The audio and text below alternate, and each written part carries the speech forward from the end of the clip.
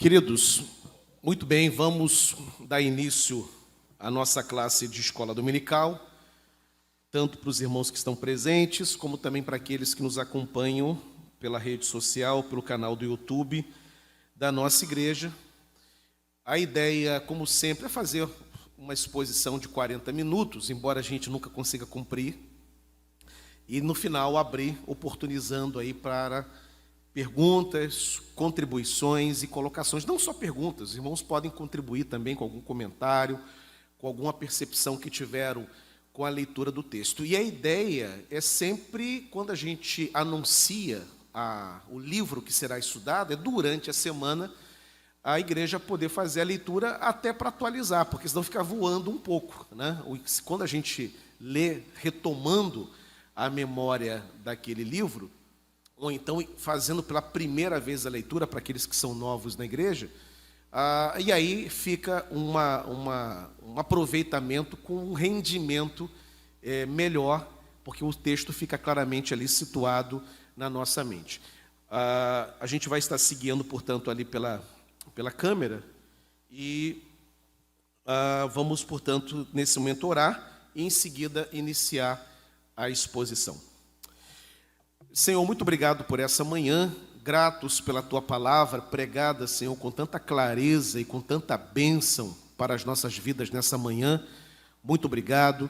E nesse momento agora, Pai, de aula de classe de escola dominical, pedimos também a Tua bênção para que haja clareza, para que haja didática e que o Teu nome em tudo seja glorificado. Abençoe a minha vida, abençoe a vida dos nossos queridos irmãos, alunos dessa classe, abençoe os que estão em casa acompanhando pela internet, que em qualquer lugar que essa aula chegar, a Tua bênção se estabeleça em nome de Jesus. Amém e amém.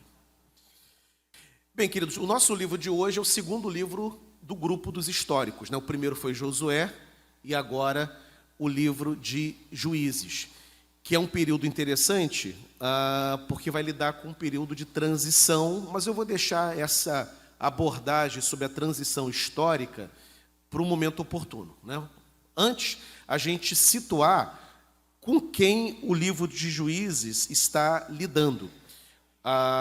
É uma narrativa de muitos momentos históricos de opressão por causa dos povos que habitavam naquela região e que não foram banidos completamente. Havia uma ordem de Deus de que o povo expulsasse os povos que ali habitavam, naquele contexto de Josué, quando Josué atravessa o Rio Jordão e batalha para conquistar aquela imensa extensão de terra. As conquistas acontecem, Josué se torna vencedor.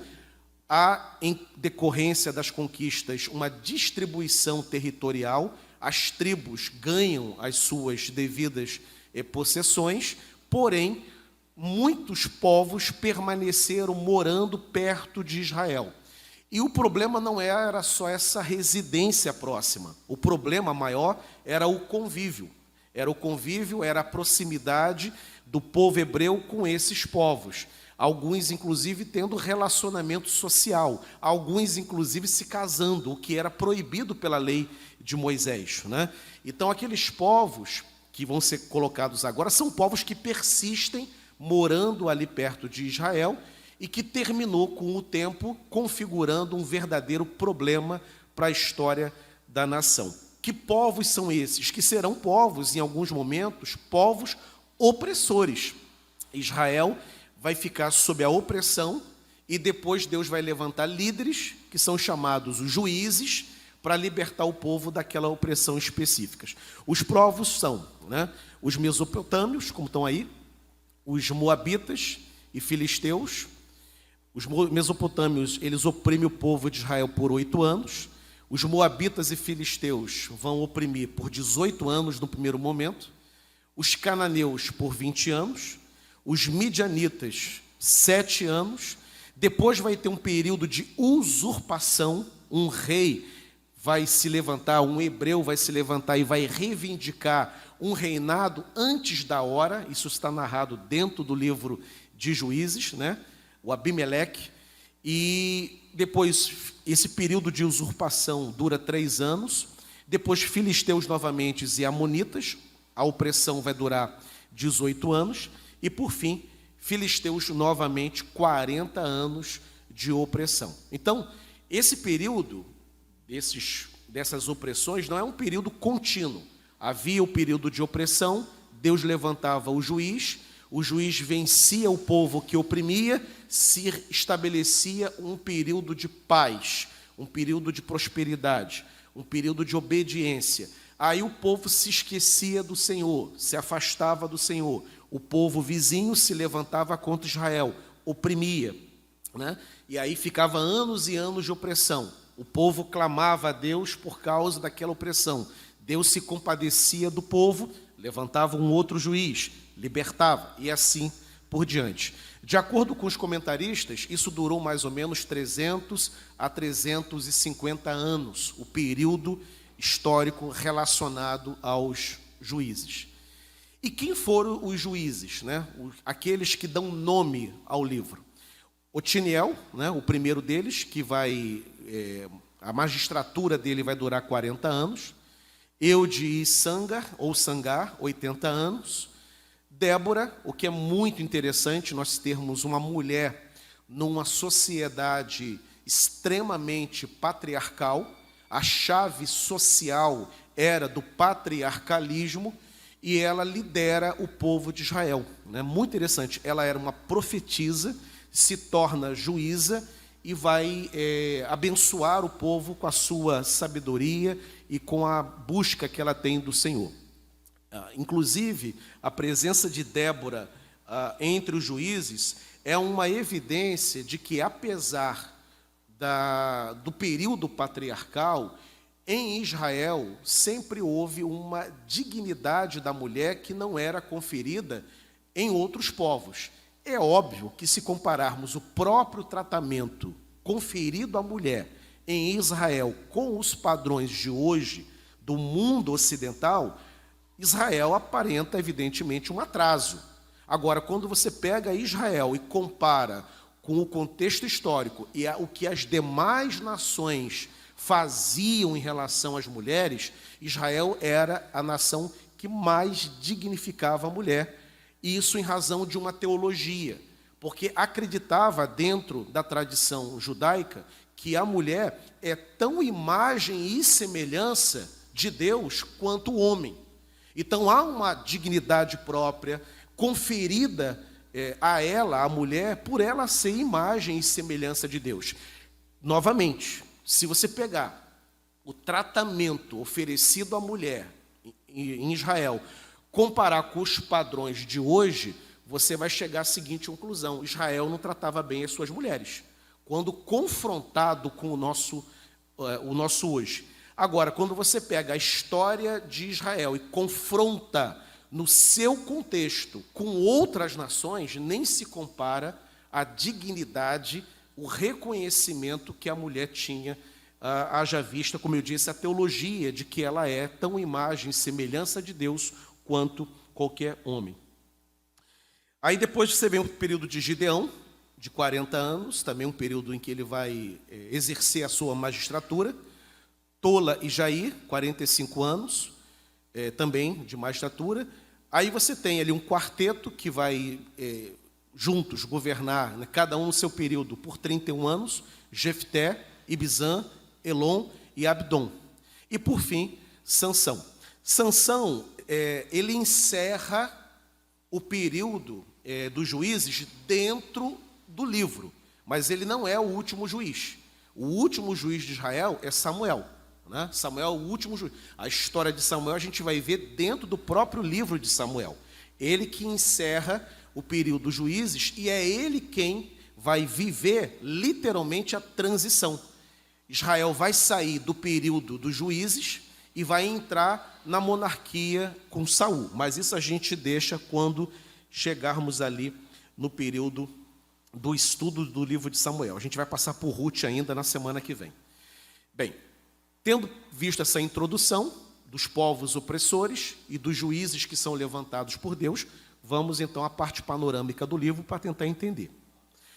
O livro, o nome dele em hebraico Sofetim, que significa juízes ou líderes executivos.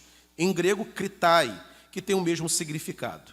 O livro tem esse nome porque foi esse o tipo de governo que Israel experimentou durante o período nele descrito. Era um período sem monarquia e era um período também sem uma liderança nacional. Os juízes eram líderes tribais. Claro que quando eram levantados, não eram levantados só para atender a sua tribo, eram levantados para atender todo Israel. Porém, diferentemente de Moisés e Josué, que lideravam a nação, antes da divisão tribal, né, já havia tribos. Quando Moisés liderou o povo no deserto, havia também as tribos na época de Josué, mas não tinha divisão territorial. A partir de Josué, acontece a divisão territorial. Então tem lá o canto de Dan, o canto de Ruben, né? O canto de Naftali, o canto das tribos, né?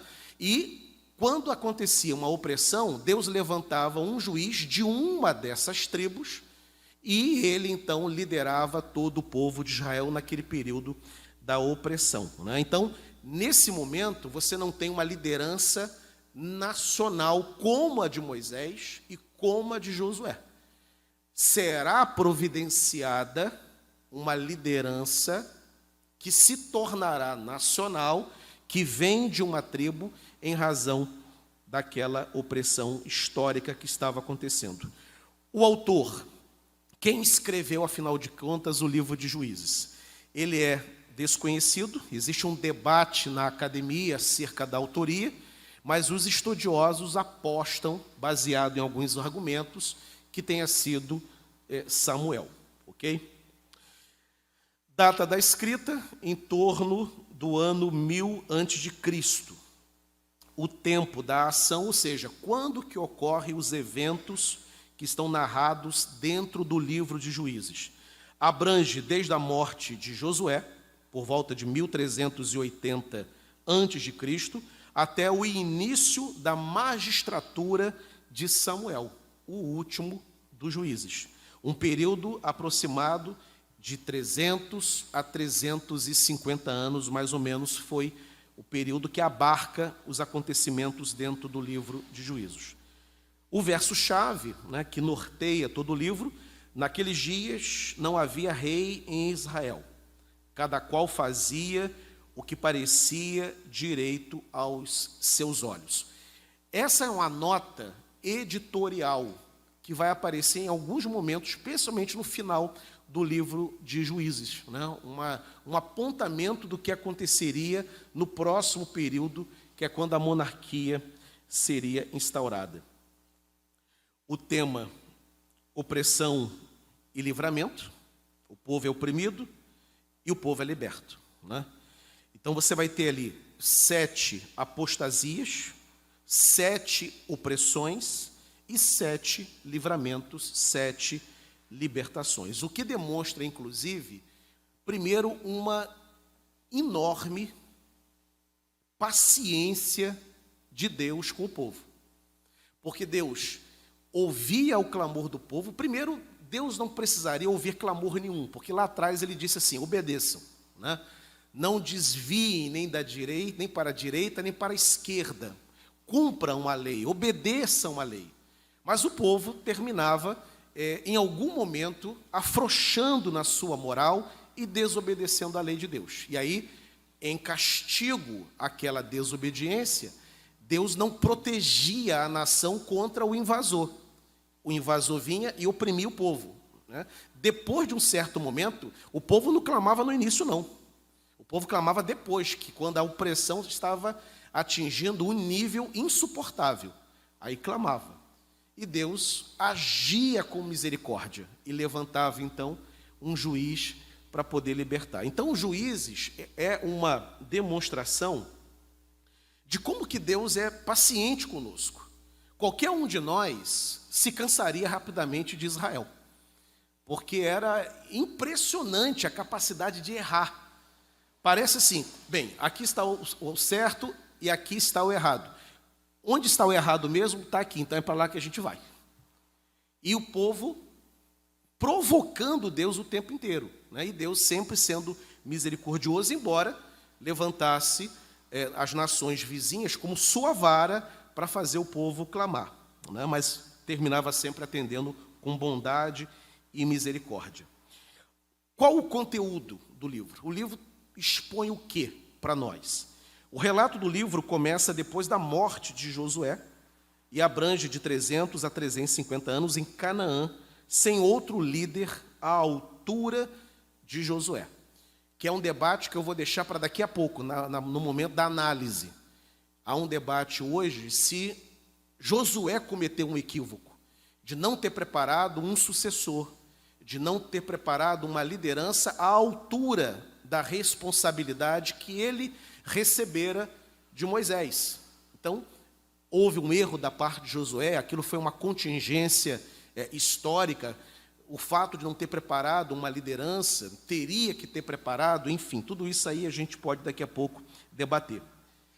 O povo, além da falta de liderança e total independência tribal e individual, esqueceu-se de duas mensagens fundamentais do Senhor para eles. A primeira, eles eram um povo peculiar e Deus tinha um propósito que era anunciar ao mundo por meio deles a existência do Senhor único e verdadeiro. Israel, quando foi criado, não foi criado apenas para ter vida social, território, idioma, produzir cultura, as pessoas se casarem, criarem seus filhos, sustentarem suas famílias, como acontece em qualquer nação. Ainda que esses expedientes todos, que são peculiares a qualquer grupo social, produção de cultura, idioma, território, trabalho, propriedade, casamento, criação de filhos, Israel foi criado, acima de tudo, para ser testemunha do Deus de Israel a todas as nações. E isso implicava em separação, santidade, obediência, mas Israel sempre se esquecia disso, sempre se desviava desse propósito. Terminava empolgado com os povos vizinhos, assimilava a cultura dos povos vizinhos e, o que era pior, adorava os deuses dos povos vizinhos, deuses pagãos. E a Bíblia revela, portanto, que Deus nunca tolerou que o seu povo se prostituísse com outros deuses, com ídolos. E assim, Deus sempre agiu repreendendo o povo. E eles deviam exterminar, uma palavra forte, né? Mas é isso mesmo, deviam exterminar os inimigos que habitavam aquela terra. Por que isso? Hoje em dia, isso seria visto como uma espécie de intolerância, né? Por que havia na ética do Antigo Testamento esse cuidado com povos estrangeiros, né? De não se permitir, o povo estrangeiro ele podia viver lá, na sua região. O problema era o relacionamento com Israel. E como que Israel assimilava, trazia para si o culto a essas entidades pagãs, a esses deuses pagãos. Isso Deus não queria. As demais nações deveriam ser evangelizadas por Israel. O contato não era proibido, desde que o contato fosse aproveitado para apresentar o Deus de Israel. Agora, não fazia isso, permitia que nas imediações, nas adjacências do território, que os povos habitassem e com essa aproximação terminava tendo relacionamentos e trazendo o culto para o meio. Isso Deus nunca aceitou, nunca tolerou. Deus, irmãos, ele é zeloso. A palavra ciumento mesmo, né? Zeloso. E ele não tem só zelo de Israel, ele tem zelo de nós. Aleluia. Zelo de nós. Tanto é, e na nossa experiência cristã, a gente sabe como isso funciona. A gente se desvia um pouco, já vem a mão imensa sobre nós, pesando. Eu lembro de uma querida amiga minha irmã querida, minha madrinha de casamento, inclusive. Eu lembro ela falando assim: Daura, eu não entendo, tem tanta gente aí que eu vejo na igreja, a gente participava da mesma igreja, pisando na bola, tendo uma vida horrorosa, e não acontece nada com eles. E aí a gente que leva a Deus a sério, a gente dá um errinho de nada, já vem Deus repreendendo com a gente. Eu falei para a irmã, glorifica o Senhor. Porque quando Deus ele tem, de fato, um compromisso conosco, quando somos realmente convertidos, Ele realmente não deixa a gente se desviar, não. E eu já mencionei isso aqui, até numa pergunta que o Davi fez. Bem-aventurado o homem ou a mulher que são repreendidos por Deus quando eles pisam fora do quadrado. Se você vacila e sabe que está vacilando e nada acontece contigo, meu irmão, comece a se preocupar, porque não é esse o padrão da Escritura. O padrão da Escritura, Antigo e Novo Testamento, é quando um filho de Deus, ele desvia, ele começa a fazer o que não é da vontade do Senhor, o que vem sobre a vida dessa pessoa é o pesar da mão de Deus, para que ele se arrependa, para que ele perceba que ele perdeu a aprovação divina, que Deus não está aprovando os seus caminhos. O filho pródigo, por exemplo, ele tipifica isso, ele está muito bem dentro da casa do pai. Ele está bem, ele está próspero, mas aí ele se permite ouvir as profundezas do seu coração pecaminoso e ele decide dar uma volta. E diz o texto que ele perde tudo, ele perde tudo, ele perde aí, gasta tudo, perde todo o seu freio moral, perde os seus recursos, perde a sua prosperidade, e ele chega no mais fundo, experimenta a mais profunda miséria, em todos os sentidos. A miséria econômica, a miséria moral, a miséria social, fica banido da família, isolado no mundo. Isso é o quê? Por que ele não prospera? Por que ele não vai adiante? Ele não prospera porque ele entra numa fase em que ele não conta com a bênção de Deus. Isso acontece com qualquer verdadeiro crente. Então, se porventura a gente se deixa vencer por um momento e a gente começa, e tem uma coisa que acontece com o crente. Todos nós sabemos quando nós estamos errados. Aquela luz vermelha lá no fundo, mais vermelha que a camisa do Luiz, e da Adriana, né? E da Renata, aquela luz vermelha acende, a gente sabe que está errado. A gente sabe que deveria fazer algo que não estamos fazendo. A gente sabe que deveria evitar determinada direção, e a gente, por alguma razão, a gente não evita. E esse incômodo é um incômodo do Espírito de Deus. E aí o que acontece se a gente persistir? Porque a gente persiste às vezes no erro. A gente sabe, mas estamos a fim de fazer. Estamos a fim de experimentar. Né? Aí vem o quê? Vem a mão de Deus. Se isso porventura acontecer conosco, bem-aventurado. Glórias a Deus. Agora, fiquemos todos nós preocupados se a gente está no erro, estamos na igreja, estamos colocando as mãos na obra de Deus, mas estamos todo frouxo, todo errado, não estamos no centro da vontade de Deus e nada está acontecendo, está tudo legal. Deus não está nos alertando. Israel vacilava, mas Deus levantava o quê? Como no Antigo Testamento, qual era a forma de Deus evidenciar a sua reprovação? Ele levantava uma nação como vara, como castigo. Olha, eu quero vida para vocês. Eu quero esse caminho aqui. Eu não sou um Deus carrasco, eu não sou tirano, nada disso. É que os meus pensamentos são maiores do que os pensamentos de vocês. Eu sei o que vocês precisam. Eu sei o que posso fazer por vocês, então eu quero vocês comigo. Eu não quero vocês lá, eu quero vocês cá. Agora vocês não querem, e como eu amo vocês, eu não vou deixar vocês se perderem. Então, levantava como vara. Aí o povo, em algum momento, caía em si. Começava a fase de clamor. E aí o que Deus fazia? Deus ouvia o clamor do povo. Ele próprio provocava isso, e ele se compadecia. Tanto não era um Deus carrasco, um Deus que ficava brincando com os outros, né? Ora abençoando, ora retirando a bênção. Ora joga na prosperidade, ora retira a prosperidade. Ora cura a enfermidade, ora joga a doença em cima. Deus não é isso. Agora, essas situações surgiam.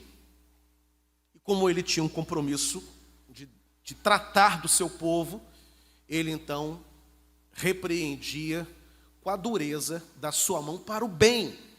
Para o bem. Lembremos-nos sempre disso. Deus nos repreende sempre para o nosso bem.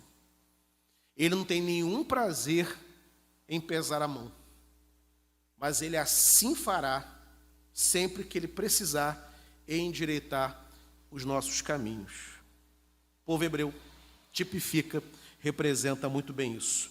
O povo de Israel misturou-se e contaminou-se com idólatras, e o resultado da desobediência foram opressões dos inimigos, além de repetidos cativeiros, que se intercalavam com períodos de arrependimento e clamor, quando então o Senhor lhe suscitava um juiz que funcionava como uma espécie de libertador militar e magistrado civil para reconduzi-los aos caminhos corretos. E aí o povo passava por uma fase de obediência e aí contava com as bênçãos de Deus sendo derramadas.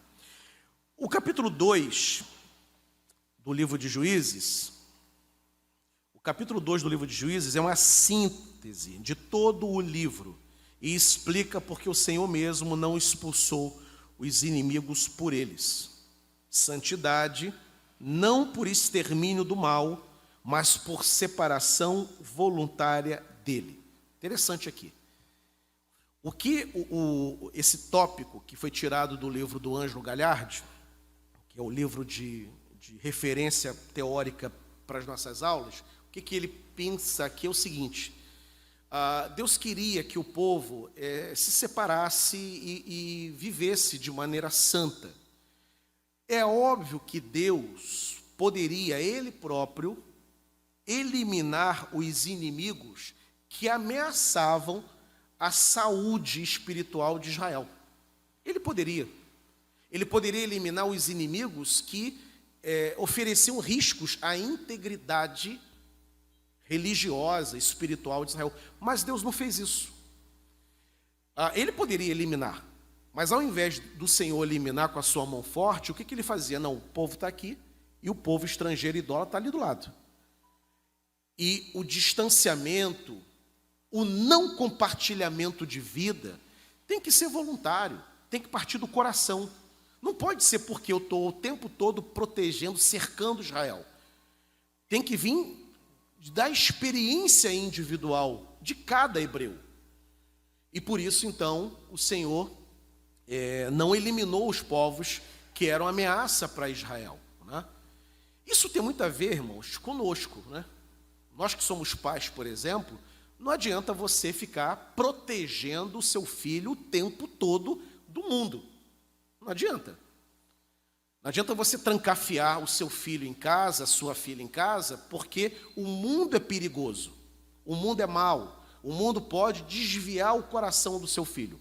Nós não estaremos 24 horas o tempo todo ao lado dos nossos filhos para protegê-los. Nós preparamos os nossos filhos para que eles enfrentem o mundo.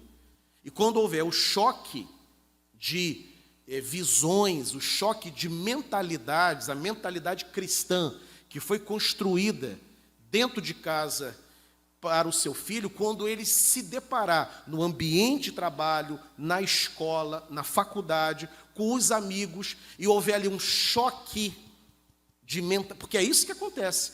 O seu filho convive com 30 crianças, das quais talvez 20 não sejam cristãs. E no término da aula, elas se encontram, por exemplo, no momento do intervalo. E ali existe troca de palavras, troca de visões. Israel, o que Deus esperava de Israel é que quando houvesse esse contato, Israel prevalecesse. Porque conhecia o Senhor, conhecia a lei de Moisés. E não só conhecesse, como oferecesse à nação estrangeira a visão de Deus. Só que isso não acontecia, né? E hoje em dia é a mesma coisa. Deus nos prepara, somos preparados, e quando conflitamos com alguém que não tem a mesma visão, o que Deus espera de nós é que, ao invés da visão dele ser assimilada por nós, a cosmovisão que aquela pessoa tem, que a nossa é que seja transmitida nesse contato. Na Idade Média, por exemplo, aliás, antes da Idade Média, finalzinho da Idade Antiga e início da Idade Média, alguns irmãos muito piedosos perceberam o seguinte: o mundo é mau. Vamos criar, então, uma sociedade perfeita. E aí os mosteiros foram criados.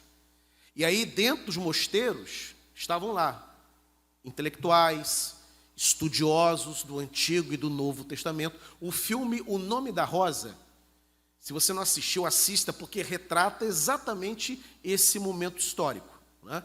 Dentro do mosteiro, a ideia, a pretensão era de que a virtude, a ética cristã fosse ensinada longe do mundo.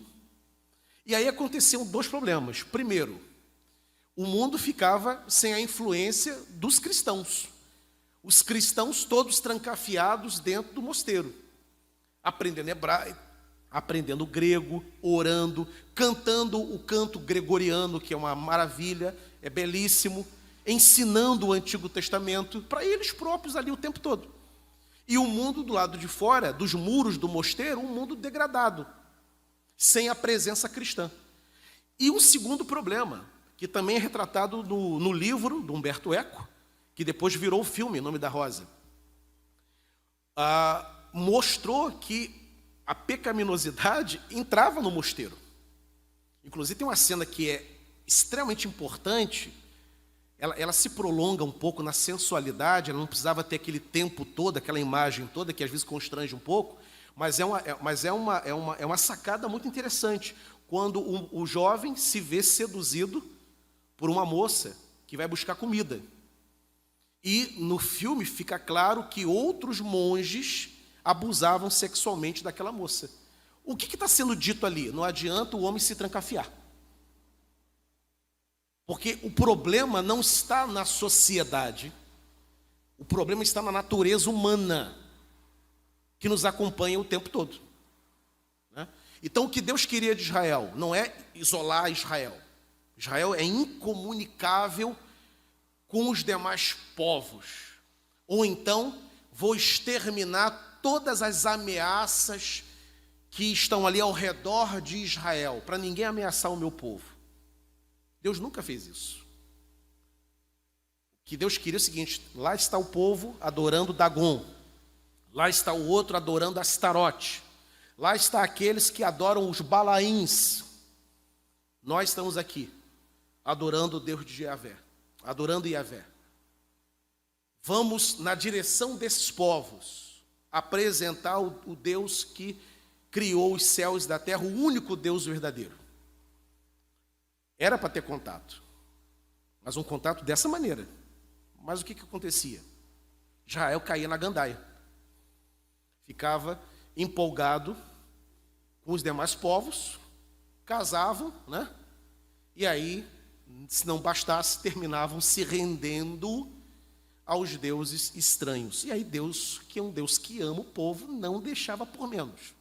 Levantava a mesma nação. Então toma, então vocês querem estar perto do povo e adorar outros deuses? Então toma.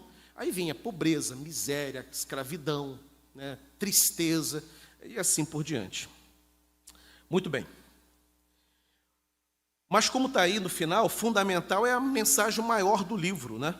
Maior do que a persistente rebeldia do homem, são a graça e a misericórdia de Deus, né? O povo era teimoso em desobedecer, Deus era persistente em amar, persistente em perdoar. E louvado seja o nome do Senhor por isso. Como que o livro se divide? Tem 3 divisões principais. Você abre o livro de Juízes, você estrutura essa divisão da seguinte maneira. Primeira parte, o período que vai da morte de Josué, né, que narra ali o período, a morte dele, que são os 2 primeiros capítulos. Depois tem o período de apostasia, opressões e libertações. Isso vai do capítulo 3 até o capítulo 16. Né? Então você encontra as passagens sobre os juízes dentro desse contexto aí, né? Do 3 até o 16. Ali que você encontra a história de Débora, de Otiniel, a história de Gideão, você vai encontrar nesse período aí. Período de confusão e anarquia, do capítulo 17 até o capítulo 21, né? E esse período não é cronologicamente sucessivo aos anteriores, mas uma espécie de um apêndice, né? Para poder narrar a história daqueles acontecimentos. Para finalizar essa parte, já vamos entrar na análise, o esboço do livro, né? Primeiro, você tem vitórias parciais das tribos de Israel. Depois você tem a repreensão do Senhor e o resumo do livro. 3, servidão à Mesopotâmia, a Moabe, é quando aparece os juízes Otiniel, Eude e Sangá. Depois, uma quarta estrutura do esboço, a servidão, né? Onde aparece ali Jabine e Cícera, e os juízes, Débora e Baraque. Número 5, o cântico de Débora. Depois a servidão dos midianitas, no contexto ali da magistratura de Gideão. Aí você tem também a história de Gideão, que luta com 300 ao seu lado. Capítulo 8, a interessantíssima história da estola sacerdotal de Gideão. A conspiração e morte de Abimeleque, que é o rei usurpador, né, que tenta instaurar uma monarquia. A monarquia seria instaurada, mas só com Saul, não com ele. Ele é um usurpador. Depois você tem a conspiração e a morte de Abimeleque, e por fim a servidão aos filisteus e aos amonitas, né? A história de Tola e Jair, que são os juízes ali. A história de Jefité, o famoso Jefité, que faz ali o voto estranhíssimo, né? A história de Sansão, que é outro juiz bastante controvertido, né? Um dos maiores juízes da história de Israel, mas tinha um problema seríssimo, né? Tinha problemas morais sérios, principalmente com mulher, né? A história de Sansão. Anarquia religiosa, anarquia moral e também uma anarquia social. Entrando agora nessa fase da análise do livro, o que a gente pode aprender quando a gente estuda os 21 capítulos do livro de Juízes? Primeiro, é lembrar que o livro de Juízes retrata o período histórico da transição política em Israel, né? Entre a morte de Josué e a instauração da monarquia com Saul. É um período turbulento, porque não tem uma liderança nacional. E como eu disse, lideranças nacionais até serão levantadas, mas é um período de divisão tribal, né? E esses líderes juízes são levantados para atender ao Senhor e principalmente ao clamor do povo que clama por libertação, né? Mas não são líderes como Moisés e Josué. O livro de Juízes sofre debate quanto à necessidade de liderança nacional. O juiz ocupava o posto de liderança nos momentos de crise. Eram líderes tribais, como eu disse. O livro é uma demonstração da necessidade de lideranças, uma exortação de que a falta de liderança é prejudicial para grupos sociais, seja nação, família, igreja, partidos políticos, clubes, associações e quaisquer outras instituições. Se tem uma mensagem que o livro de Juízes destaca para nós, entre outras, é que liderança é importante em qualquer grupo social. O povo não tinha uma liderança. Inclusive, a nota editorial de Juízes é uma nota provocativa, né? Quando diz que naquele tempo não havia rei em Israel, todos faziam o que bem entendia no seu coração, né? Há uma coisa que a gente precisa entender, como decorrência do estudo de Juízes é que não existe lugar vago em nenhum núcleo social. Lideranças sempre, de alguma maneira ou de outra, precisarão se manifestar. Na família, por exemplo, tem que ter liderança. Se não houver liderança na família, o que se estabelece é uma desordem familiar. O núcleo familiar pode ser um núcleo pequeno. Pode ser marido e esposa, tem que ter liderança. Pode ser marido e esposa com 2 filhos apenas, ou com 1 filho apenas, tem que ter liderança naquele lar. Uma escola tem que ter liderança. Uma igreja tem que ter liderança. Um partido político tem que ter liderança, né? Porque as lideranças, elas são inerentes aos grupos sociais. E Israel, naquele momento, precisava de uma liderança, porque o povo sozinho terminava enfrentando dificuldades, terminava se perdendo em determinados períodos. Mesmo na época de Moisés, quando Moisés subiu para receber de Deus as tábuas da lei, e ele ficou afastado ali 40 dias, o que aconteceu com o povo quando ele se ausentou? Quando ele volta, ele encontra o arraial completamente desorientado, né, servindo ali ao bezerro de ouro. Né? Por quê? Porque a liderança ela é fundamental. Não há, na experiência, essa coisa assim, não, aqui todos são líderes, todos nós mandamos, todos nós governamos, aqui é uma democracia. Isso não existe, nem na igreja congregacional, que é uma democracia eclesiástica, quando a igreja se reúne numa assembleia para tomar uma decisão, nem na experiência congregacional é uma democracia absoluta. Você tem oficiais, você tem o pastor presidente, né? Os assuntos que são tratados numa assembleia, houve uma pauta anterior selecionada, né? Há um estatuto que, inclusive, controla a própria realização da assembleia.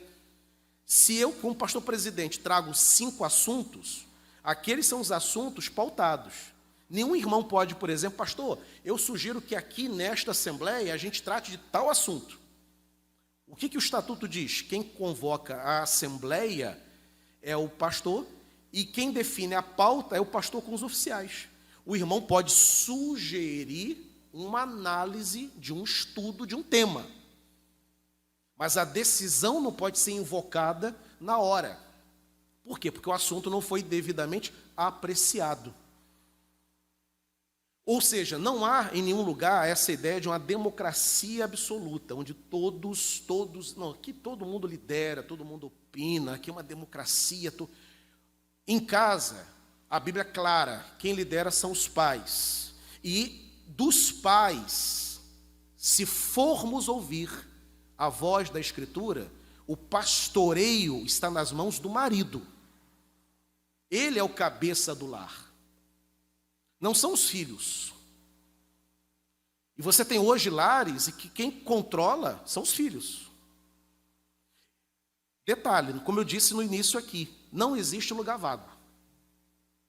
Se você não ocupar posição de liderança naquilo que você tem que liderar, se você não ocupar, alguém vai liderar no teu lugar. Numa casa, se o marido não lidera, a mulher termina liderando. Se ela não lidera, os filhos vão liderar. Se os filhos não lideram, a sogra vai liderar. O avô vai liderar. E eu costumo brincar que existem lares que o lar gira em torno do cachorro, né? Você só viaja se o cachorro puder ir.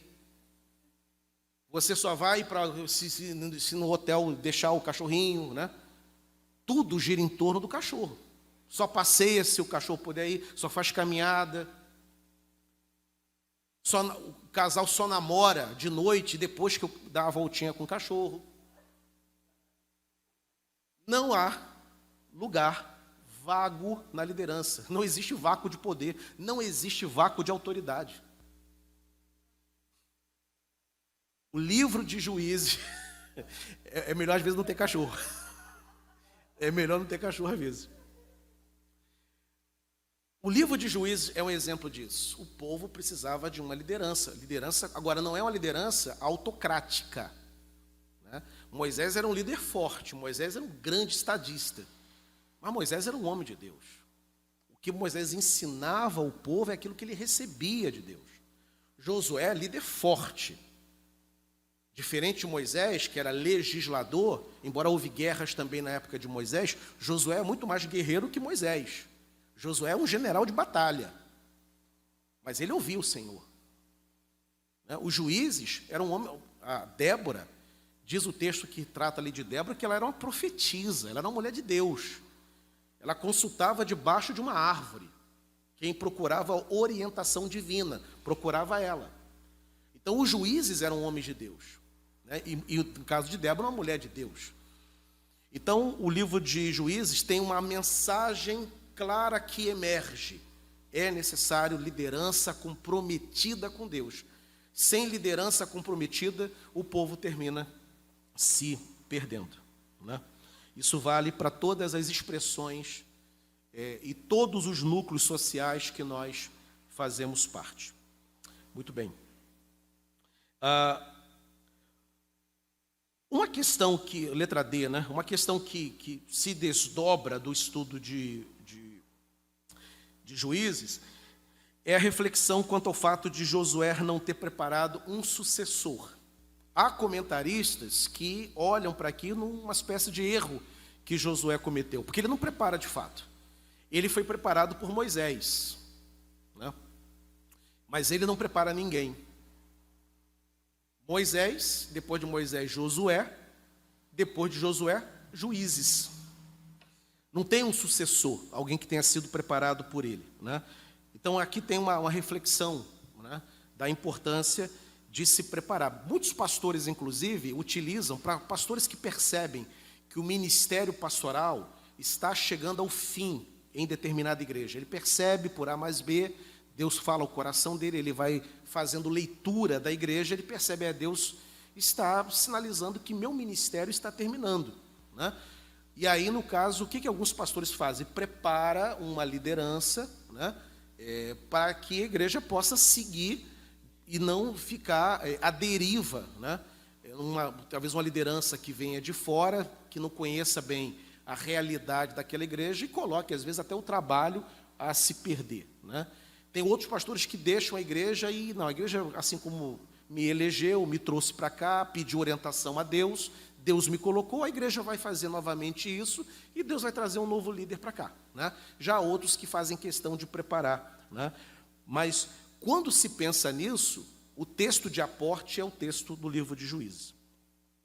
Destaca-se, letra E, no livro a importância das lideranças espirituais, pois o objetivo dos juízes era não só servirem como libertadores militares e governantes civis, mas também como instrumentos para manter a atenção das tribos à lei de Deus. Isso é fundamental, né?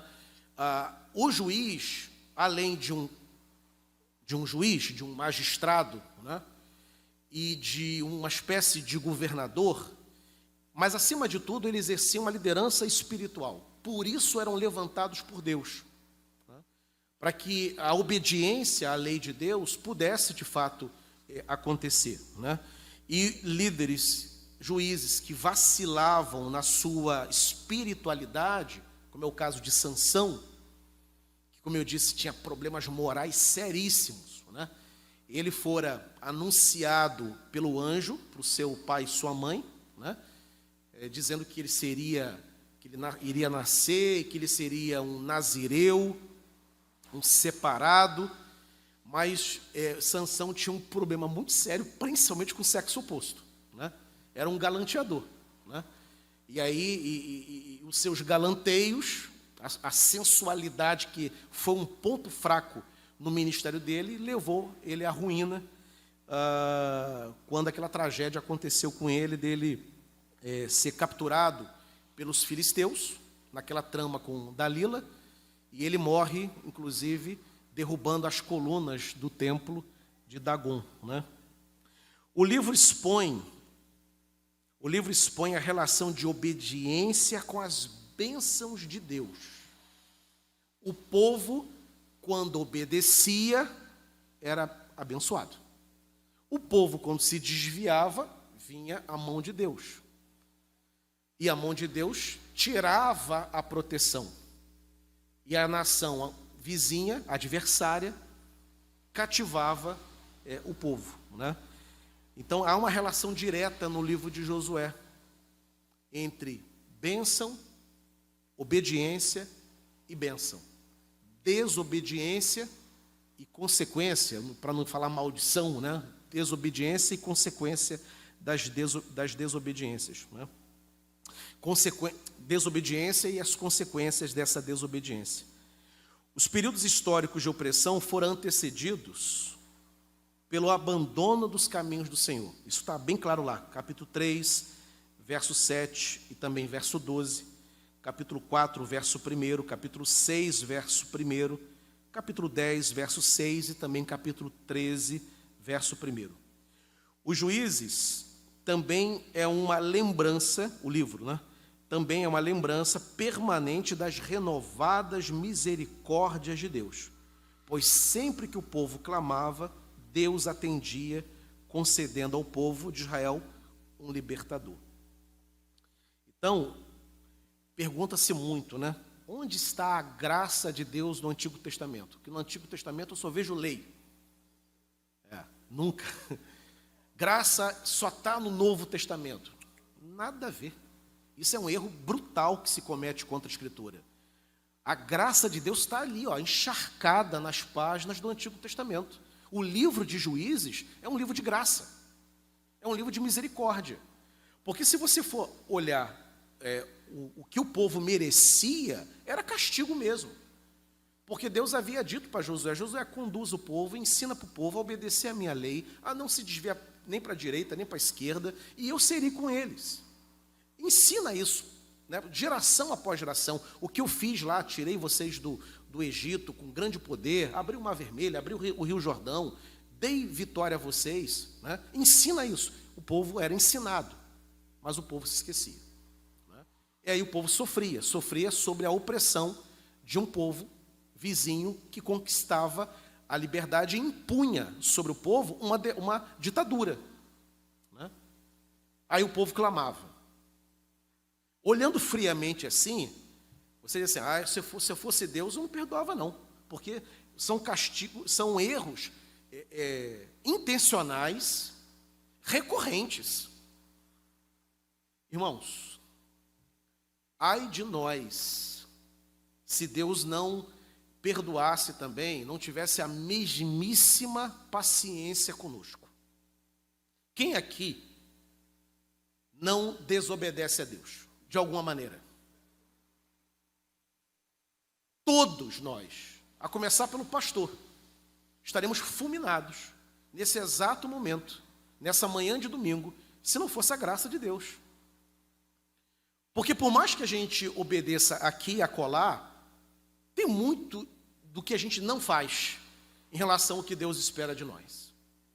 Muito, muito, muito. Por causa da nossa natureza pecaminosa, né? E, entretanto, Deus exerce uma paciência imensa conosco. Imensa. Então, o livro de Juízes não é um livro de lei. Você tem críticos do Antigo Testamento, né, que vai dizer: não, eu não gosto do Antigo Testamento, é sangue puro, é violência, é guerra, né? Mas a guerra não tem nada a ver com Deus. A violência nada tem a ver com Deus. Tem a ver com o povo. Tem a ver com as nossas escolhas. Tem a ver com a nossa própria desobediência. Agora, Deus está sempre ali, ó, atendendo, sendo misericordioso. O povo clamava e Deus... Eu gosto muito da expressão, que é uma expressão que é aplicada para Deus, para mostrar a tristeza profunda de Deus, né? Deus se arrependia do mal que intentava fazer e não o fez, né? Como, por exemplo, no caso de... Eu estava nessa... Ontem, meu último exercício, né, espiritual da noite foi ouvir a mensagem que o reverendo Davis pregou há um ano atrás, né? Uma mensagem maravilhosa sobre a aprovação de Abraão, né? Gênesis 22. E ele cita na sua mensagem a passagem de Nínive com Jonas, né? Que Deus falou que ia arrebentar com o povo de Nínive, né? E Jonas não queria ir para Nínive. E não queria ir para Nínive por quê? Porque era um rebelde sem causa? Porque era um carnal? Porque era um cara, ele queria curtir Tarsis? Ele não queria ir para Nínive porque ele avaliava o seguinte: eu conheço o Senhor. Eu sei quem Deus é. Esse papo de que ele vai arrebentar, botar a mão e vai destruir, eu já conheço. O povo vai se arrepender e ele não vai punir. E eu, Jonas, não quero que isso aconteça. Eu não quero que o povo se arrependa e eu não quero ver o povo abençoado por Deus. E por quê? Porque os ninivitas eram um dos povos mais violentos, mais sanguinários, mais cruéis do Antigo Testamento.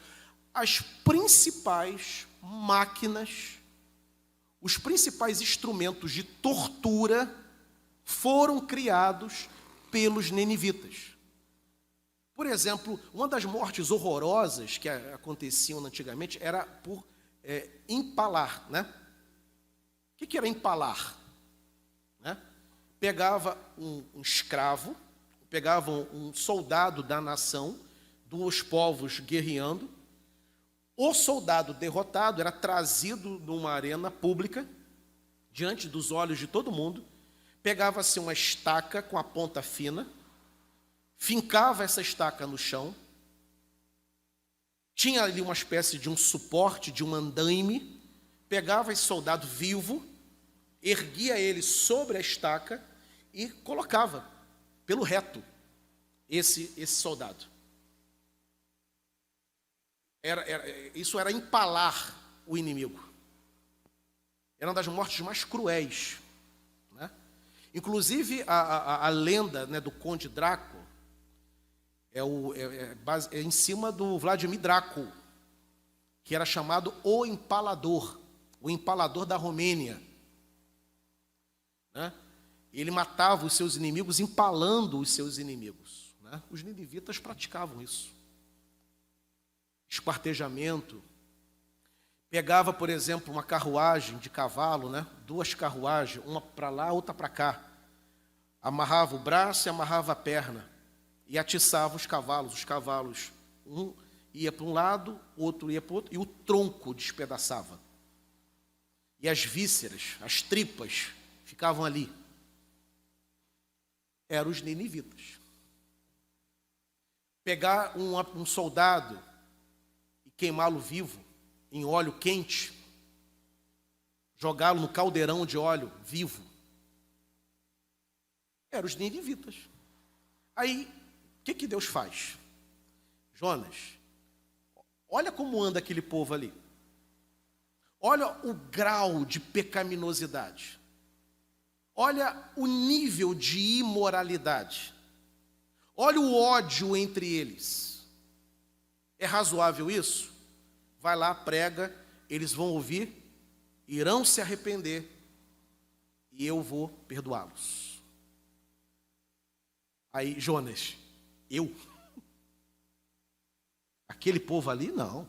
Eu discordo do Senhor. Eu discordo do Senhor.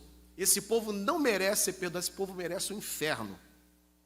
Todos eles ir para os quintos dos infernos e pagar toda a maldade praticada. Não vou pregar, porque eu já sei o que vai acontecer. O Senhor vai se arrepender da punição.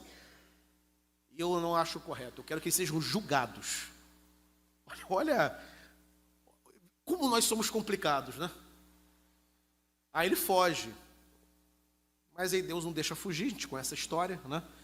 E ele é colocado ali, tem que pregar, prega com raiva, mas prega com ódio. Eu fico imaginando a pregação dele, né? Deus amou o mundo, como ele estava pregando, com ódio. E o que ele previa aconteceu, o povo se arrepende. Existe ali um jejum nacional tão grande, né, que eu lembro de um pregador pentecostal da Assembleia de Deus chamado Luiz Novaes. Uma pregação maravilhosa que eu ouvi daquele homem. Eu era jovem, né? Lá da região de Cambuci. Ele dizia o seguinte: o jejum foi tão poderoso que até os animais jejuaram. Porque no livro de Jonas, nem os animais comem. O decreto do rei tira a ração dos animais. Aí ele dizia assim, ele falando, né, ilustrando o sermão naquele melhor estilo pentecostal: irmãos, quando o galo cacarejava de fome, aquilo era uma oração. Quando o cachorro latia de fome, aquilo era uma oração. Aquele jeito bonito, né, dos bons pregadores pentecostais, né? E aí acontece o que Jonas previa. Deus olha, vê a nação arrependida. Eles se cobrem de saco e cinza. E Deus então perdoa. E aí o Senhor fala para Jonas: Jonas, olha só, como é que eu vou matar 140 mil pessoas, 120 mil pessoas, que não discernem entre a mão esquerda e a mão direita? Irmão, se Deus teve misericórdia de Nínive, Deus não teria misericórdia do seu povo? Se Deus tratou bem Nínive, que não era povo dele, Ele não vai tratar bem Israel, quando Israel se arrependeu? Se Deus teve misericórdia de Nínive, Ele não vai ter misericórdia de nós, então? Quando, por alguma razão, a gente incorre num caminho de erro, de frieza, Ele não vai ter misericórdia de nós, se Ele teve de Nínive? Então, que história é essa de que não tem graça no Antigo Testamento? Ao contrário, as páginas do Antigo Testamento são páginas de graça, de misericórdia e de bondade. E a própria ação repreensiva de Deus, ela em si já é ato de misericórdia. Porque ser repreendido por Deus é uma das maiores dádivas que Deus pode conceder ao seu povo. Quando Ele nos repreende, quando Ele retira a sua mão protetora de nós, e Ele deixa que nós sejamos atingidos por causa dos nossos erros, e aí nós caímos em nós, né? O homem cai em si, ele está sofrendo porque ele desobedeceu.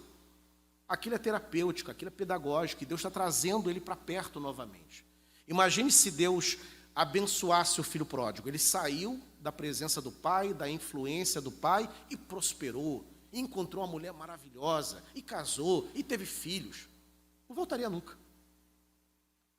Agora, quando ele perde tudo,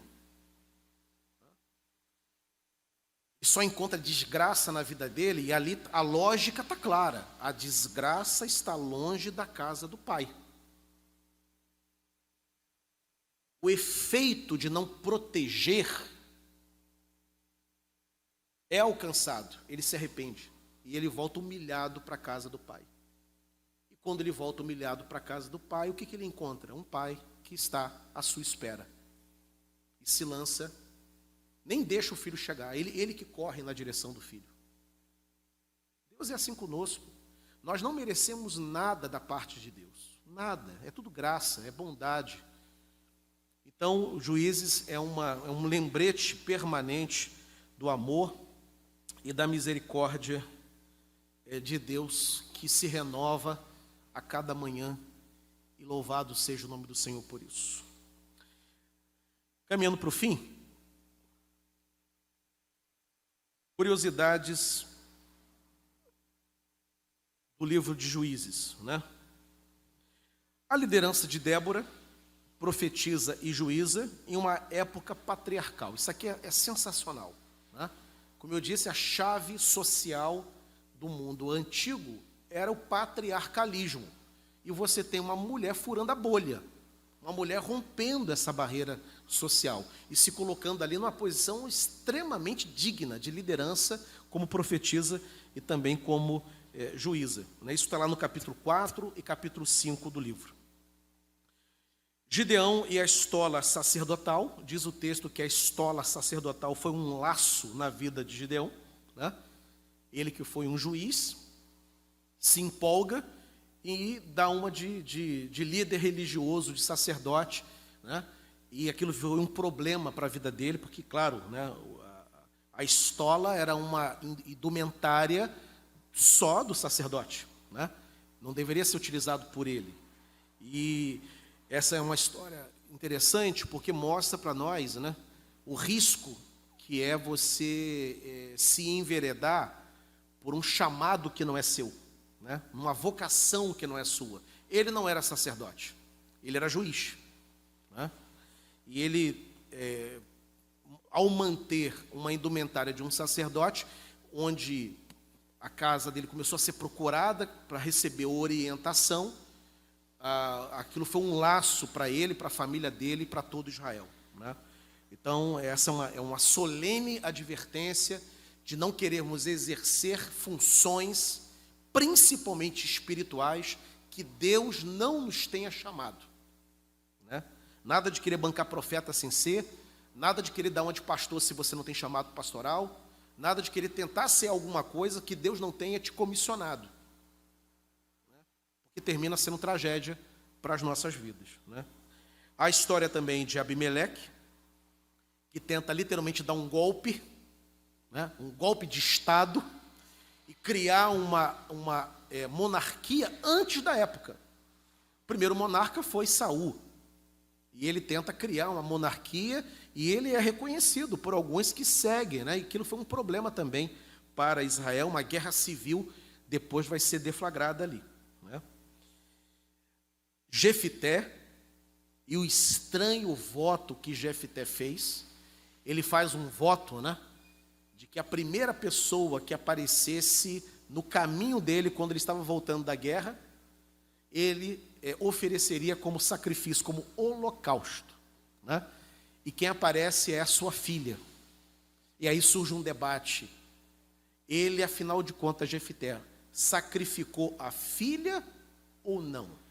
Se sacrificou a filha, como explicar isso no conteúdo da lei de Moisés, que proibia isso?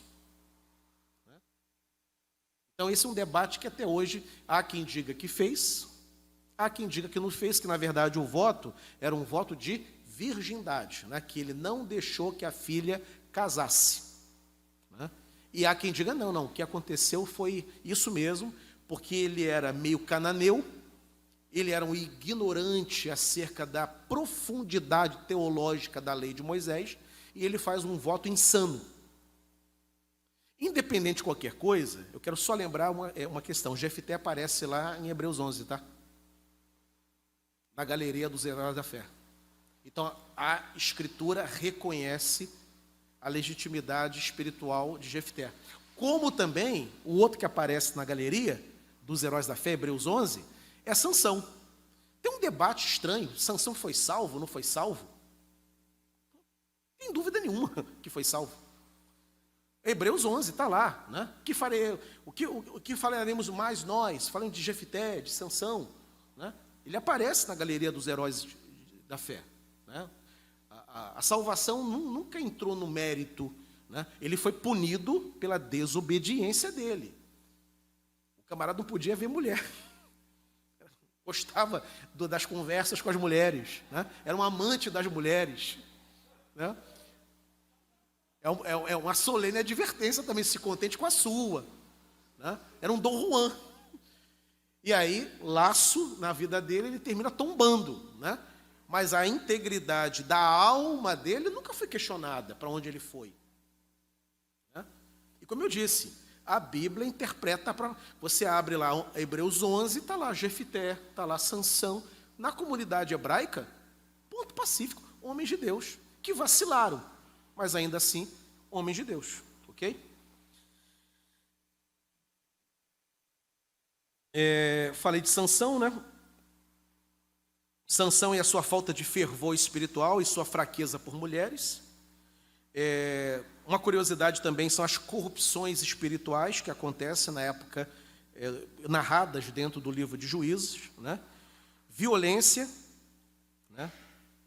Aliás, eu nem iria mencionar isso aqui, mas como está escrito lá na Bíblia, quem lê o livro de Juízes deve ter se lembrado da passagem da concubina, né? Tem ali uma... É o capítulo 19, né? é terrível, né? O que tem ali? Você tem uma concubina. Isso começa com a confecção do ídolo na casa de Mica. E aí aparece o levita, e o levita acompanhado de uma concubina, de uma acompanhante, né? Era um amante, não era esposa, era concubina. Está tudo errado. Idolatria, adultério, né? Um levita que está fora da sua região de adoração, deslocado, né, da sua posição litúrgica, está tudo errado. E aí ele fica, ninguém quer dar acolhida na cidade em que ele chega, ele fica na praça, um senhor passa, né, um transeunte, passa, o vê e o leva para casa, para dar guarida a ele e à concubina. A notícia corre na região e vão à casa daquele homem, batem na porta, e o que os homens daquela cidade disseram para ele foi o seguinte: traga o hóspede aqui para fora, que nós queremos ter relações sexuais com ele. O homem não deixa, porque iria desonrar a sua casa, uma vez que ele ofereceu guarida. Então ele era uma espécie de responsável moral por aquele hóspede, né? Mas aí ele não consegue convencer, e o que ele faz? Bem, faz o seguinte: deixa o homem em paz, o hóspede, e o próprio levita entrega a mulher dele, a concubina, e oferece as filhas ainda. E aí o seguinte, o que acontece com a concubina? Ela é violentada a noite inteira, ela é estuprada a noite inteira, ela é morta, e depois ela é esquartejada em 12 partes. E cada parte é enviada para uma das tribos de Israel. Então é um relato assim, bárbaro, né? Morta, estuprada, morta e esquartejada em 12 partes, e cada parte enviada para uma tribo de Israel. Você veja o nível, né? E aí, aqui dali é o estopim de uma guerra civil que vai surgir entre os benjamitas contra os seus 11, as demais 11 tribos, né? E vai ter uma confusão tremenda que vai surgir ali, que começa a partir desse episódio narrado no capítulo 19. Então, Juízes, aquilo como eu comentei com a Dalvinha, recentemente, numa pergunta que ela fez sobre a violência retratada dentro do livro de Josué. Estamos lidando com a época bárbara, né? É uma época difícil, de homens que estavam, embora fosse o povo de Deus, mas mostra o quão distante um ser humano sem Deus pode chegar. O quão longe um homem, um grupo, um povo, uma nação, né, pode chegar se desobedecer ao Senhor. Lembrando o seguinte, uma pergunta que é feita, né? Como que a Alemanha luterana, a Alemanha de Lutero, a Alemanha da Reforma Protestante, a Alemanha cristã, subscreveu o nazismo nas décadas de 30 e 40, e o povo alemão todo aderiu àquele genocídio que foi proposto por Hitler, né? É possível alguém que, ainda que conheça o Senhor, possa ir muito longe e chegar à beira de um abismo? O livro de Juízes mostra que, se ficarmos longes, surdos para Deus, podemos cometer as coisas mais bizonhas que a natureza humana é capaz de produzir. Ok? Deixa eu terminar aqui. A instrumentalidade de Deus por meio de homens falhos. Mensagem poderosa que emerge do livro de Juízes, né? Essa ideia que a gente tem assim, de que líderes...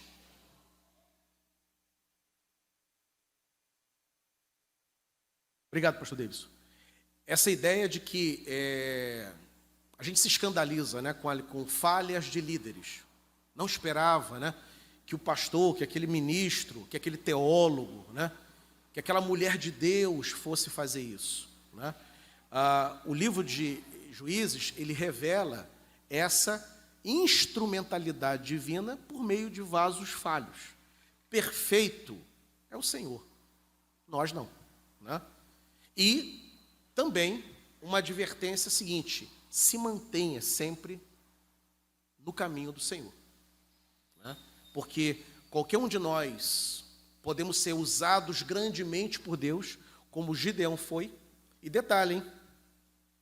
Gideão é um dos homens da Bíblia que recebeu a visitação do anjo do Senhor. O anjo do Senhor apareceu para Gideão.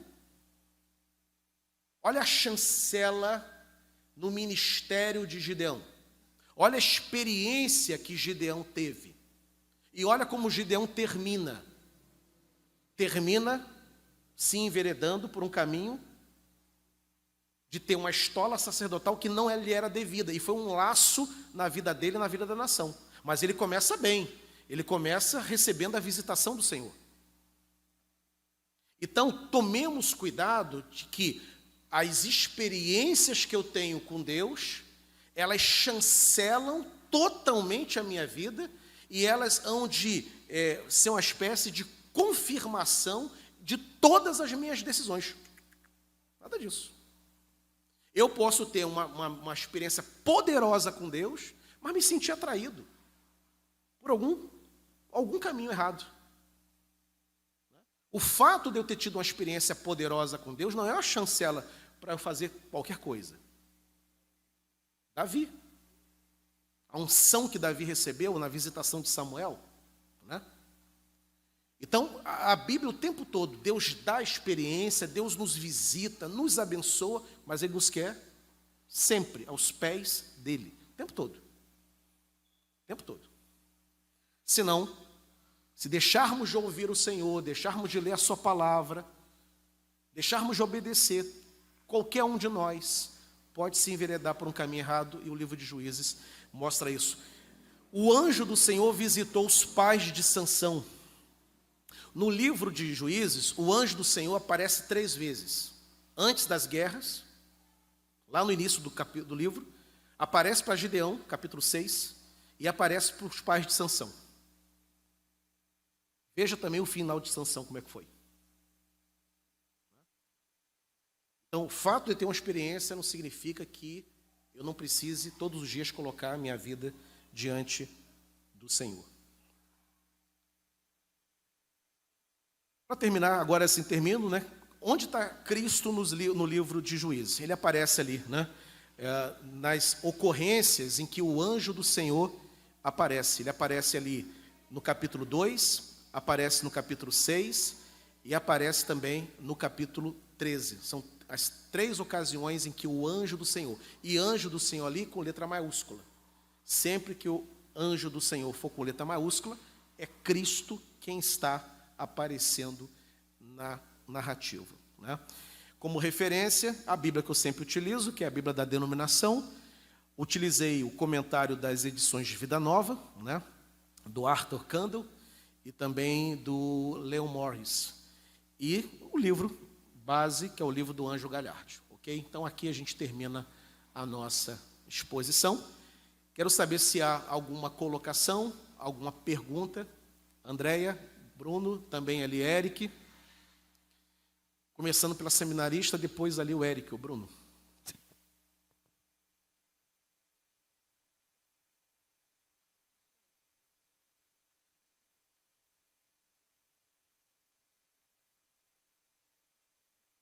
Bruno.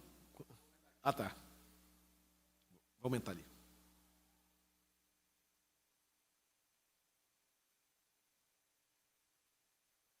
Oi. Pastor, a gente percebe que, assim, muitas vezes a gente fica procurando por um líder, procurando por alguém que nos lidere, para que nos dê respostas, para que a gente não tenha que tomar decisões, para que a gente tenha o outro fazendo isso pela gente. Que é mais cômodo, porque Sim. é mais prático, e até porque, se der errado, eu tenho alguém para apontar e dizer que o erro não foi meu. Os orientou errado. E a gente vê isso acontecendo com o povo de Israel. Na época lá de Moisés, a gente vê que isso vem acontecendo. Então, a gente vê que entra... quando entra em Juízes, né, a gente vê que Josué não preparou um líder. Né?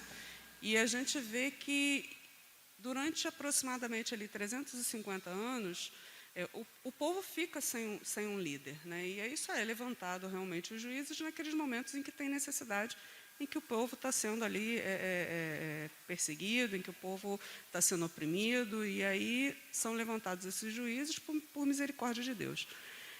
Só que ainda que Josué não tivesse preparado um líder, Deus poderia ter feito isso ao longo daqueles 350 anos e ter levantado um líder ali antes que viesse a monarquia.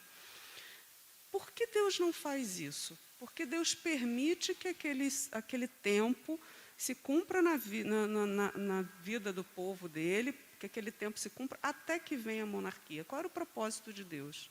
Deus até levanta esses líderes que são os próprios juízes. Todos os juízes, o texto inclusive diz isso, né? Que Deus levantou, é a expressão que aparece ali. Deus levantou Otiniel, Deus levantou Débora, né? Levantou Jair, etc. e tal, né? Então, Deus respondia oferecendo ao povo uma liderança e preparando, né, para outro momento histórico. Israel, desde o início, inclusive o próprio reinado de Saul, né, ele vai ser, inclusive, disputado por comentaristas, né? Há comentaristas que vão dizer o seguinte: a monarquia era um desejo do povo ou era um desejo de Deus, né? Porque Deus é o rei de Israel, né? Deus é o verdadeiro rei de Israel, né? Então, há comentaristas que dizem que era uma contingência histórica e nem mesmo uma vontade divina, porque o rei é o próprio Senhor, né? Agora, o povo precisava, por razões óbvias, né, de uma liderança que pudesse ser localizada, uma liderança territorial, e Deus prepara esse cenário para o tempo de 350 anos depois, quando Saul vai levantar. Saul não é o líder, né, o rei, de acordo com o coração de Deus.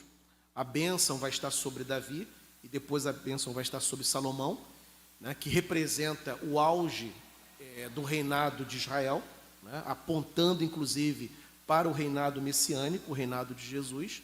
Então, assim, Deus até fez, ele até levantou líderes, mas o momento histórico ali não era ainda propício a essa liderança monárquica, como se vai ver 400 anos depois, com Saul, né?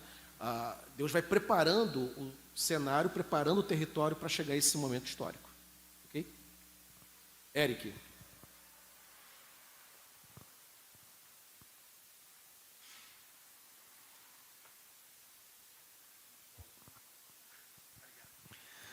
Bom dia, paz. A paz, bom dia. Uma coisa que sempre tive dificuldade nesse texto e relacionei com a dificuldade de hoje em dia é entender essa responsabilidade e consequência nos três níveis, nos níveis individual, de um grupo e de liderança. Era um povo, como na nota de comentário que você apontou, que não tinha uma liderança global, assim, né? Então, a aplicação da lei de Deus acabava sendo dificultada e o povo tomava as ações de acordo com o seu coração, como é nos dias de hoje. A gente não tem um presidente ou um líder global teocêntrico, não temos assim. Então, a lei basicamente vai de acordo com o que a pessoa coloca no seu coração. E aí nesse grupo que quando um se voltava a um Deus de um outro povo, não era todo Israel. Era que 1, 2, 3, 4 que faziam isso. E mesmo assim o peso vinha sobre todos. E inocentes pagavam por isso, até que se fosse levantado um juiz. Então eu queria entender o seu comentário, se pudesse trazer, como que essa responsabilidade e consequências individuais dos grupos eram e podem ser refletidas no dia de hoje. Sim.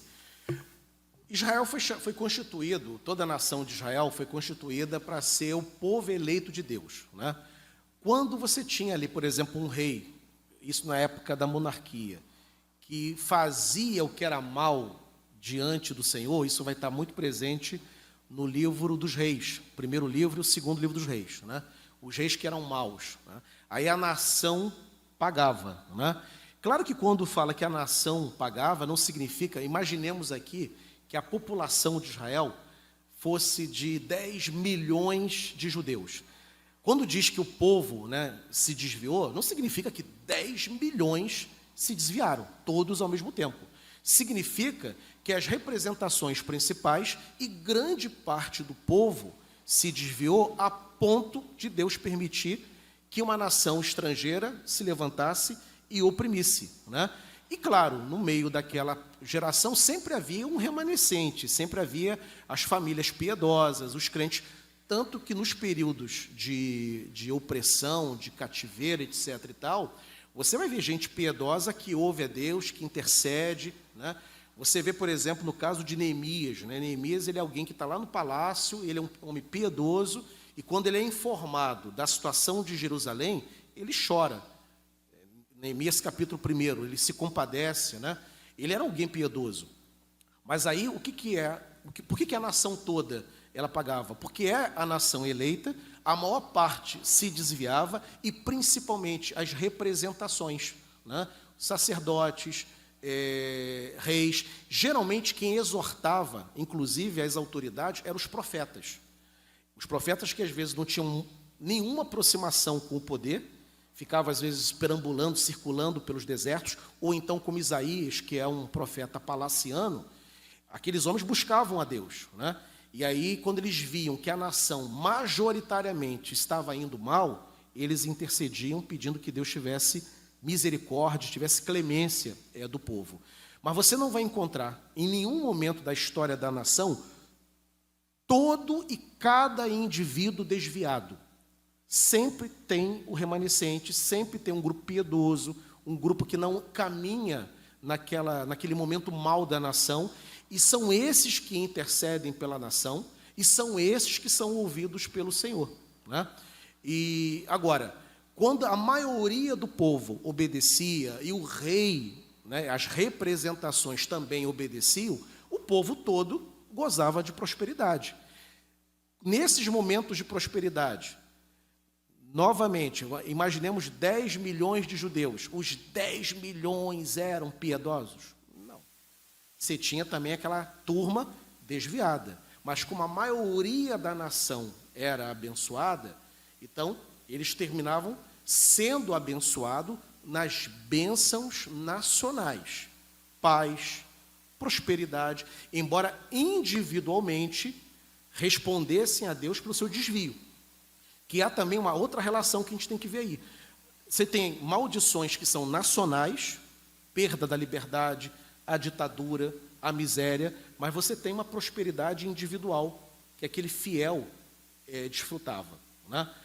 E o contrário também é verdade. Tem as bênçãos nacionais, liberdade, vitória sobre o povo estrangeiro, mas aquele indivíduo ou aquela família desobediente tinha também as punições que eram recebidas da parte do Senhor, né? É como numa igreja, né? Se porventura o pastor se desviar, cometer um pecado, né?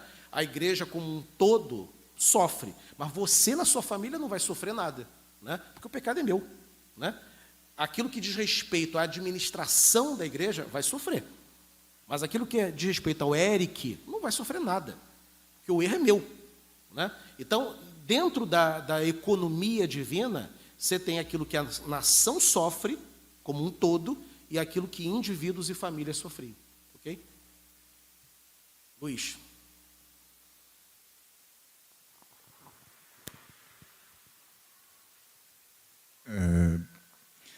Eu até comentei com o pastor Davidson que o vi falar numa live com um outro pastor hebraísta da igreja presbiteriana, pastor D'Angelo, que por acaso viemos a conhecer recentemente. Ele esteve lá na loja, ele é de Vassouras.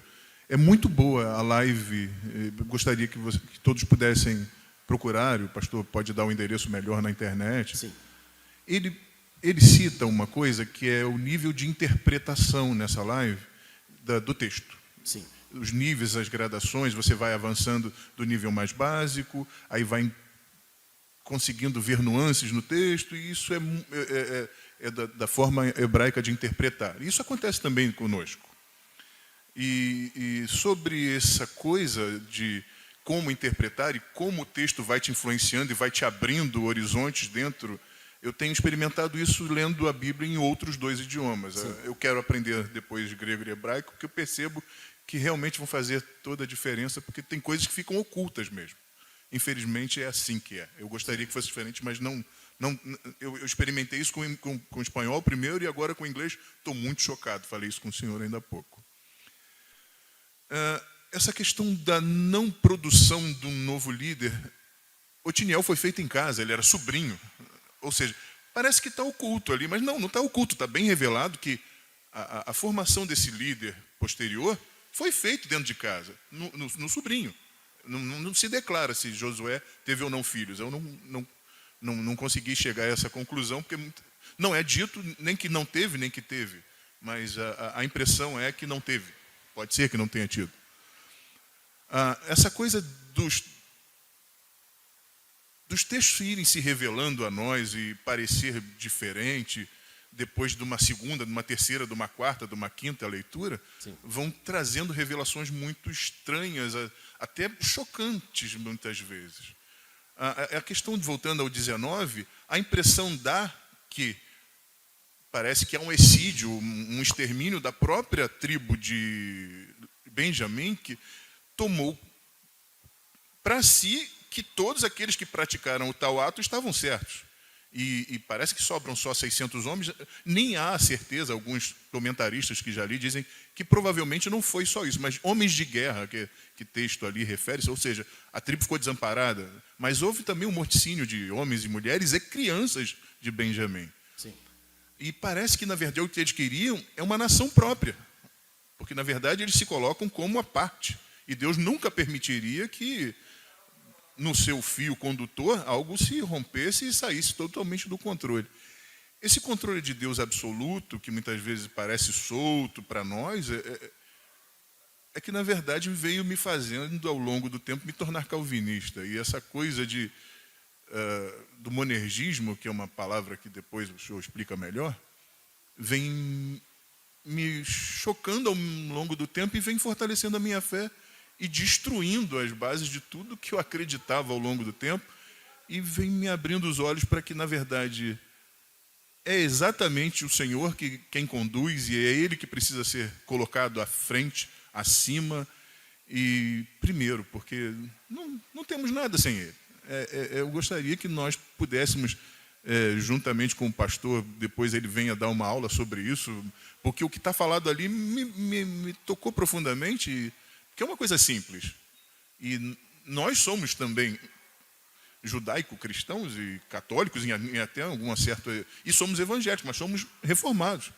E essa nossa herança é muito maior do que aquilo que a gente reconhece muitas vezes. E a nossa leitura, muitas vezes, o senhor está aí lutando para nos expor e nos explicar, precisa ser realmente aclarada ao longo também dos nossos próprios esforços. Deus não permite que nós absorvamos tudo que o senhor passou para chegar onde está, tudo que o senhor lutou e se esmerou e se esforçou, sem auto-esforçarmos-nos. É uma coisa estranha, mas também é fruto de esforço. Gostaria que o pastor algum dia pudesse dar essa aula e o senhor também falar melhor sobre esses níveis de entendimento, porque esses níveis de entendimento são muito importantes. Quanto mais se lê a Bíblia, mais seremos desafiados, né? Mais desafiados e mais edificados também.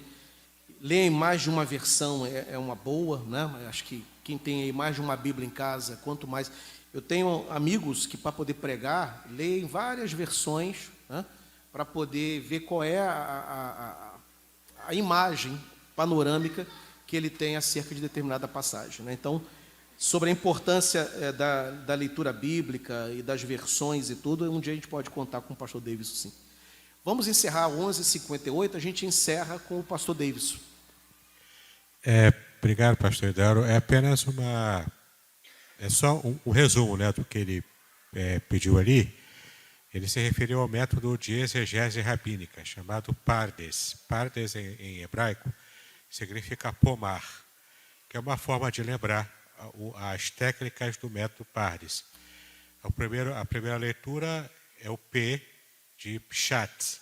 Pshat é uma leitura, o que está no texto sem elocubrar muito, né? É preto no branco que está ali. Depois vem a fase Remes. Remes, desse método Pardes, é você já considerar linguagem figurada, você considerar certas alusões que não estão claras no texto escrito, mas você entende isso, essas alusões. Depois vem Pshat, Remes, vem o Drash.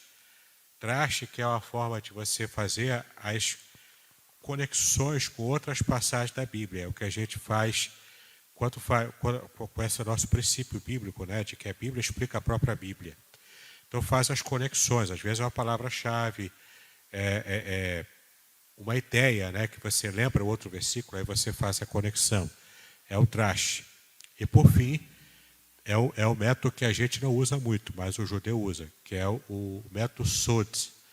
Sod é o que está oculto. Aí entra Cabala, entra misticismo, aí a gente está fora disso.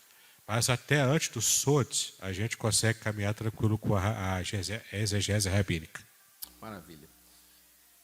Um dia a gente pode marcar, né? Tem uma aula especialmente sobre isso. Vamos orar então, queridos. Eu pedi a Márcia, que está do lado então do pastor Davis, que faça essa oração, encerrando a nossa escola dominical e ficando com a mensagem principal do livro, né? Deus é misericordioso, Deus é paciente, Deus, Ele nos ama tanto e Ele vem sempre ao nosso encontro quando devidamente clamado, e sempre que nós clamarmos, nós encontraremos a misericórdia do Senhor. Essa é a grande mensagem do livro de Juízes. Márcia, por gentileza. Pai, nós te louvamos, ó Deus, por essas maravilhas, ó Deus, que foram faladas aqui, Senhor. É um privilégio, ó Deus, poder ouvir, ó Deus, a Tua palavra, um privilégio, ó Deus, poder estudar, ó Deus, a Tua palavra. E assim, ó Deus, nós crescemos, ó Deus, nós te conhecemos melhor como Deus único e verdadeiro, como Amém. Deus misericordioso, como Deus amoroso, como um nosso Pai. E nós te louvamos, ó Deus, porque tantos querem ter esse privilégio e não podem. É verdade. E nós temos, Senhor. Muito obrigado. Nós te louvamos, ó Deus, pelo pastor Idauro. Usa o teu servo a cada dia, Senhor, como um anjo da tua igreja, Pai. Amém. Que ele seja, ó Deus, coberto, ó Deus, pela tua graça, pela Amém. tua misericórdia, ó Deus, pelo teu amor. Que a tua mão de poder esteja sobre ele a cada dia, sobre a sua família. Sobre a vida também, ó Deus, do Davis, ó Deus, como pastor auxiliar. Amém, Senhor. Usa os teus servos, ó Deus, para a glória do teu nome, Senhor. Leva-nos em paz, ó Deus, para os nossos lares e que à noite, ó Deus, possamos retornar aqui com os nossos corações, ó Deus, abertos, ó Deus, e gratos, ó Deus, por receber, ó Deus, mais uma vez a tua palavra e te adorar, Senhor. Obrigada por tudo, ó Deus, em nome de Jesus. Amém.